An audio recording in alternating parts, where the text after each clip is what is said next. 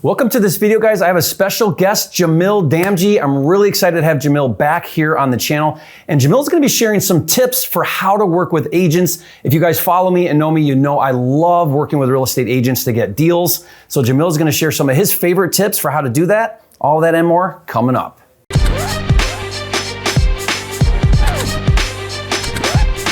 This video is brought to you by the 100% Funding System, a program where Jerry Norton funds 100% of your deals with his money. To learn more, go to usejerryscash.com. Jamil, hey. Thank you, brother. Dude, can I just start off by saying that you look like $1 billion right now? Hey, Thank does you. Jerry not look like svelte right now? Leave a comment about that, because I just want, you've been in Puerto Rico, and I haven't seen you in a few months, and then I see you right now, and I'm like, this guy's jawline's all there, the shoulder boulders going. Hair's combed nice. Hair's combed good. You know, you look fantastic, brother. I'm following you wearing black. Yes. That does help. It does, it does. You are enjoying Puerto Rico? Love it there. Yeah, Amazing. absolutely love it. Amazing. My kids are thriving. The only one I've got to win over still is the wife. Yeah. She just misses home mainland a little. I understand. The conveniences, you know what I mean? And so it is what it is, but life is a little slower, and she's probably enjoying the nice frizzy hair and the tan, you know? It's humid there, and we get sand everywhere. But we'll get into that story later. Yeah. From the beach, Jamil. Yes, yeah. So working with real estate agents, I mean, brother, changed my life, right? Yeah. The concept of our entire company, Key Glee, is about referral and really doubling down on relationships as your main source of lead generation. Here's how I look at working with real estate agents. You can go direct to seller if you wanted to. Like if you're out there right now and you're cold calling people, it works. I'm not gonna say it doesn't work, it absolutely does. But you know that it's an uphill battle, right? You're climbing up the mountain. You gotta speak to, at minimum, 1,000 people to get a lead. You need 50 leads to get a contract. So think about that, right? It's gonna take you time. It's a lot of marketing, a lot of time, a lot of no's, a lot of FU's, a lot of soul-sucking situations. Now, if you turn that around and you work with real estate agents who are actively marketing, okay? I think of a good realtor as somebody who is having a minimum of 50 conversations with motivated homeowners a day. That means that they're probably dialing 500 people, okay? Maybe more.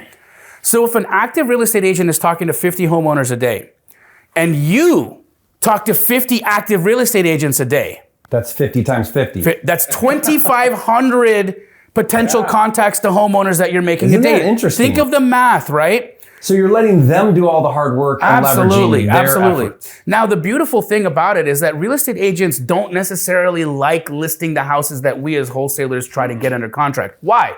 They're not financeable.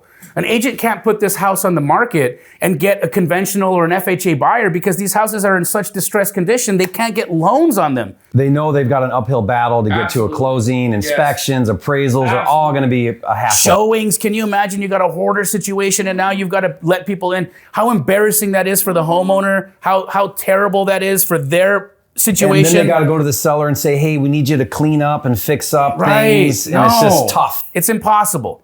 Really, it's a nightmare for an agent. And then on top of that, at best, they're gonna get 3% of that deal. Now, typically these houses aren't in the luxury space, right? These are in $500,000 and less markets. Yeah. So on average, say it's a $100,000 deal. We're just using round numbers. And a 3% commission is $3,000 for a realtor in that situation. How motivated is that agent to throw out her Louboutins for a $3,000 commission check? Will just say no to the listing. 100%. Because they don't want to deal with it. Absolutely. So you as the wholesaler get to bring a solution to the realtor by actively marketing to them to say, let me be the solution to these terrible houses that you don't have a solution for. Now, tips on how to get an agent to work with you. First and foremost, understand the vernacular that we're using in real estate. Know what a PSA is, purchase and sale agreement. Know what ARV is, after repair value. Know what EMD is, earnest money deposit. Understand the terminology, a proof of funds.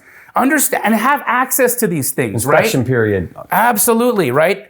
Know what they're talking about when they use these acronyms and these abbreviations, because they're gonna make you look like you know what you're talking about. And guys, it's not only important to look like you know what you're talking about, know what you're talking about, right? This is why you follow Jerry. This is why you might be following me. It's because the wealth of information that comes from him that he just delivers to you guys so that you have the basis of being able to have these conversations in an intelligent manner is paramount. Second, have access to a buyer, have access to legitimized funds. Okay? Don't just go in, have a conversation with a realtor and not know how you're going to swing this deal. Connect with a Keegley, connect with Jerry Norton, connect with a buyer, connect with the Astro community, connect with the Sub 2 community, connect with the Flipster community, connect. Guys, these communities are how you're going to bring liquidity to these situations. You can get buy prices from buyers that are actually going to close on the deal so that when you're having these conversations, guess what you're not doing? Lying. Because you actually have the financial capacity to close on the deal. And that's a big deal, Jamil, because right now in the environment we're in with the wholesaling, disclosure and ethics and honesty around the wholesaling community is very important. And you are going to get called out if you say you can take down a deal and you actually don't have the means or the ability to take down the deal. 1,000%. So if you can take down the deal, like Jamil can take down a deal, I can take down a deal, I can show proof that I take down deals, that I've got the funding to do it. But not everybody can do that. So what you're saying here is if you align with those buyers that do take down deals, your end buyers, allow them to partner with you in that agent relationship, because then you can say, hey, me and or my partners and investors buy houses for cash. Correct. And we can show that. Correct. And that relationship is critical, because if the agent thinks you're for real, they'll want to work with you. If they suspect that you're not for real, there's a lot of animosity between a lot of agents and wholesalers, because all it takes is an agent getting burned one time with a wholesaler, and now all wholesalers are bad. It's the fire effect, bro.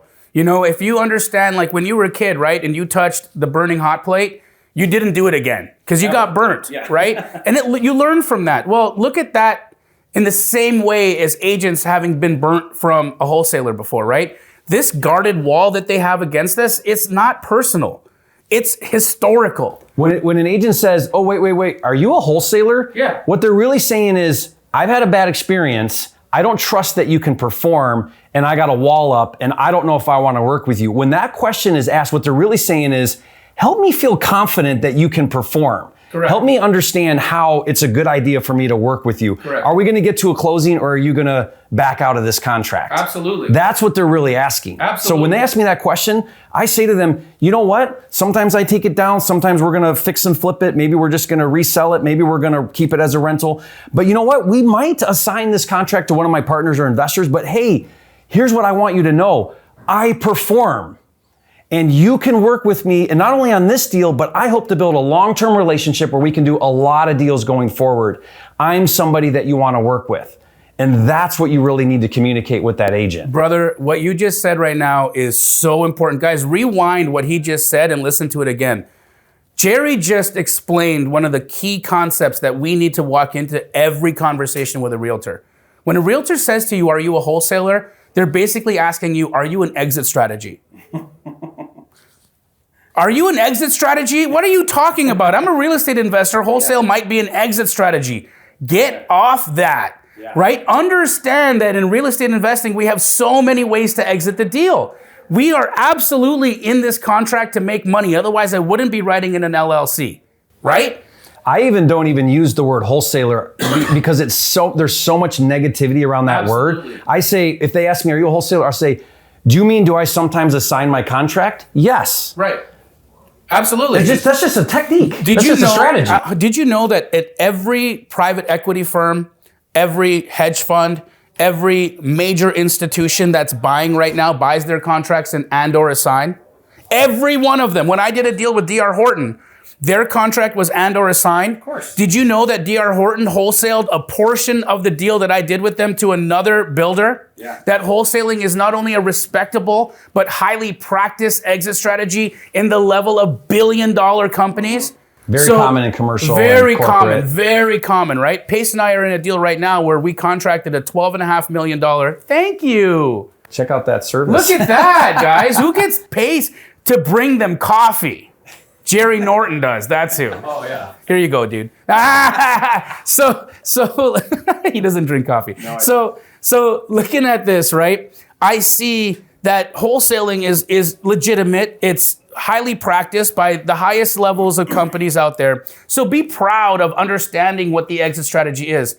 And the last tip that I want to say, Jerry, is learn how to underwrite, guys. Before you go out there and start swinging, before you go out there and start having conversations, before you go out there and start uncovering opportunities, know what an opportunity is. And the only way to do that is by learning how to underwrite.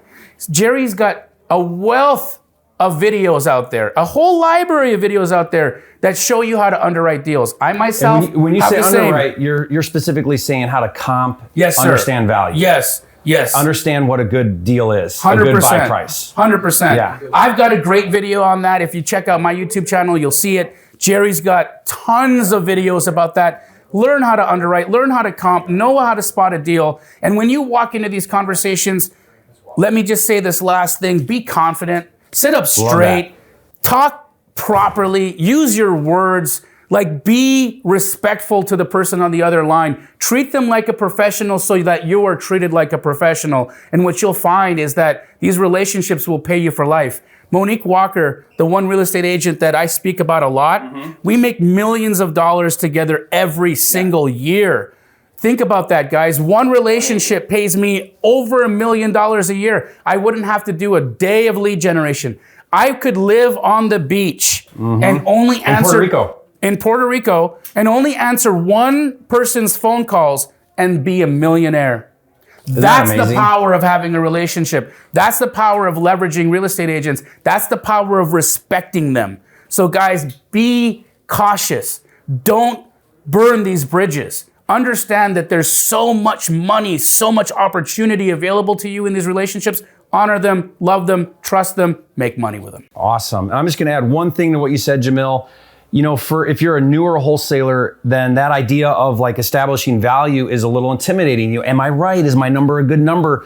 One thing that I'll do, because I don't always know if my number's a legit number. How do you really know until you get contractors to give you bids? And so what I'll say to an agent if I'm unsure is I'll say, listen, this offer I'm making, this number, I think this is a really good number based on what I've done so far, but I need a little bit of due diligence time so that I can get over there with my team, my contractors, my investors and partners, and I can really validate this number. If I find something that would change this number, I'm going to let you know right away. I'm going to be totally open with you. And what that does is it allows you up front to let them know that you might not be perfect on your number and you might come back and have to change that number and renegotiate. And that's only a problem if you're not upfront about that and then you come back later and say, you know what, I gotta renegotiate. Now they're offended. But if you position that correctly up front, it's easy and now they know. Now they may not agree to that. They may say, you know what, we're really not comfortable with that. We don't want an inspection or whatever. But if you're upfront and you tell them, I need some time to do some more due diligence. I don't want to spend the time doing the due diligence unless we have a contract. Give me a few days. If I find something, I'll let you know. Right. Professionalism and transparency. Yeah. That's it. I mean, guys, look, they're not surprised when you come back with a problem or an issue that you didn't know about. It's not rocket science. This is just being a good human being. Yeah. Right? Being a good human being, a good business person, and just being honest. And that will take you so far in this game, right? We don't need to be shady. What we need to be is true. Love that. Awesome. So guys, Jamil, thank you so much. I hope you guys got a lot of value out of this. Go build those relationships. Keep doing your off-market strategies, but start building these on-market agent strategies so that you can really just add to your business. Thank you for watching this video. We'll see you guys on the next one. Love you, Jerry.